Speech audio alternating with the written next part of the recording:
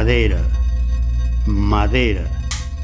Cuando yo digo madera, madera digo y te digo lo que no te dice nadie. Bosques y bosques y bosques, selvas y selvas y selvas. Digo madera y madera, y digo madera.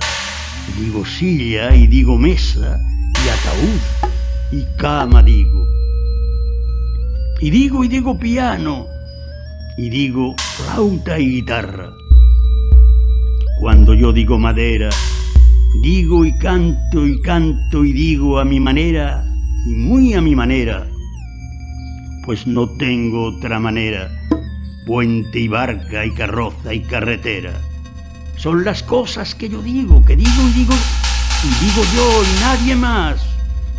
Te digo yo, sí, te digo yo, con mi bastón de madera, aparte de decir árbol y decir puerta y ventana, que en tu casa de madera fui carpintero y jugué con tu madera, la tuya, a ser contigo yo mismo, aquel que yo creí que yo era y en realidad yo no era.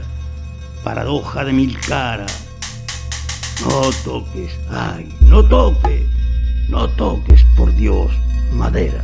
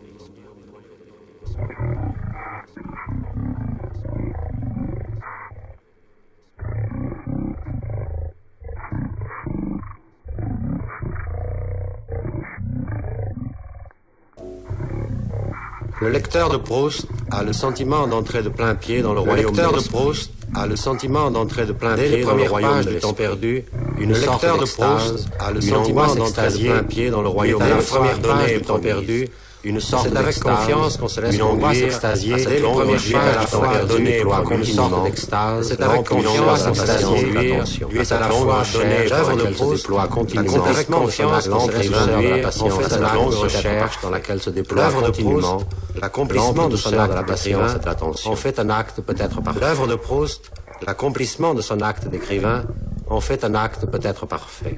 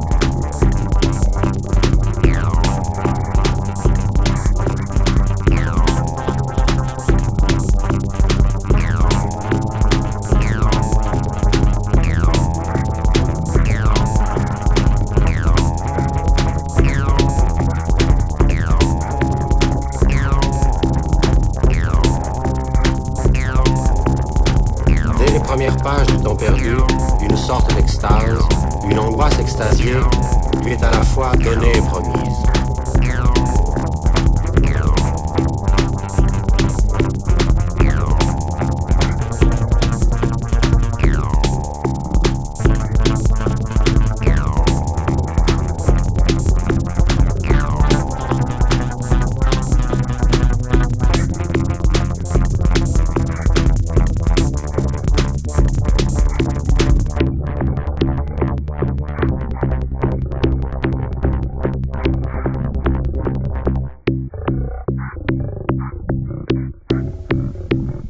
lecteur de Proust a le sentiment d'entrer de plein pied dans le royaume de l'esprit.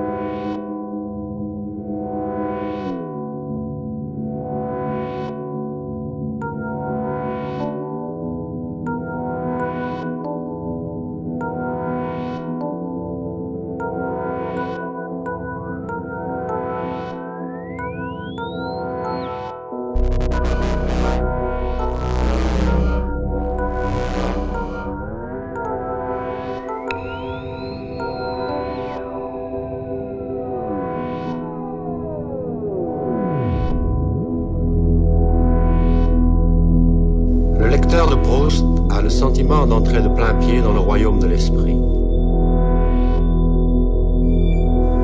Dès les premières pages du Temps perdu, une sorte d'extase, une angoisse extasiée, lui est à la fois donnée et promise. Et c'est avec confiance qu'on se laisse conduire à cette longue recherche dans laquelle se déploie continuellement l'ample douceur de la patience et de l'attention.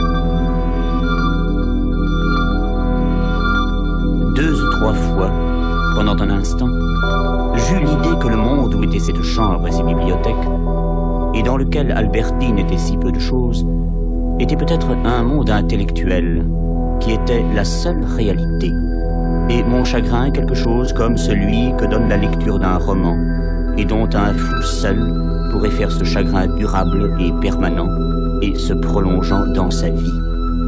Qu'il suffirait peut-être d'un petit moment de ma volonté pour atteindre ce monde réel, y entrer en dépassant ma douleur comme un cerceau de papier qu'on crève, et ne plus me soucier davantage de ce qu'avait fait Albertine, que nous ne nous soucions des actions de l'héroïne imaginaire d'un roman après que nous en avons fini la lecture.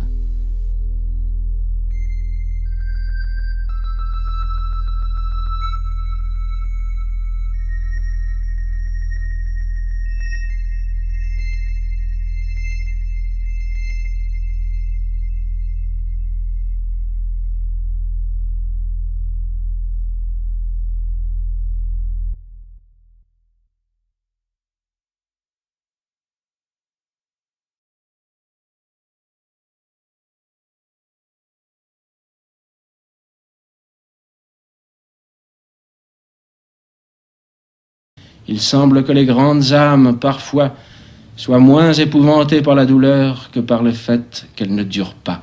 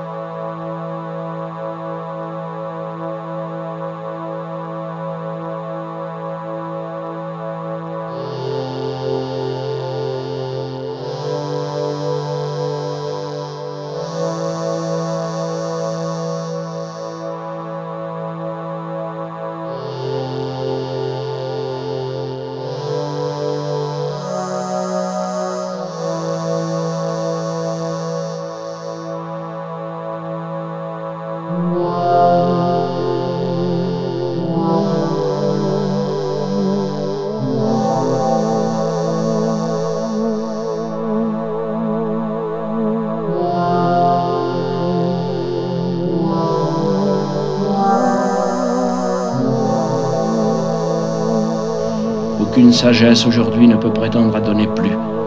La révolte bute inlassablement contre le mal, à partir duquel il ne lui reste qu'à prendre un nouvel élan. L'homme peut maîtriser en lui tout ce qui doit l'être. Il doit réparer dans la création tout ce qui peut l'être. Après quoi, les enfants mourront toujours injustement, même dans la société parfaite. Dans son plus grand effort, l'homme ne peut que se proposer de diminuer arithmétiquement la douleur du monde. Et l'injustice et la souffrance demeureront, et si limitées soient-elles, elles ne cesseront pas d'être le scandale. Le pourquoi de Dmitri Karamazov continuera de retentir. L'art et la révolte ne mourront qu'avec le dernier homme.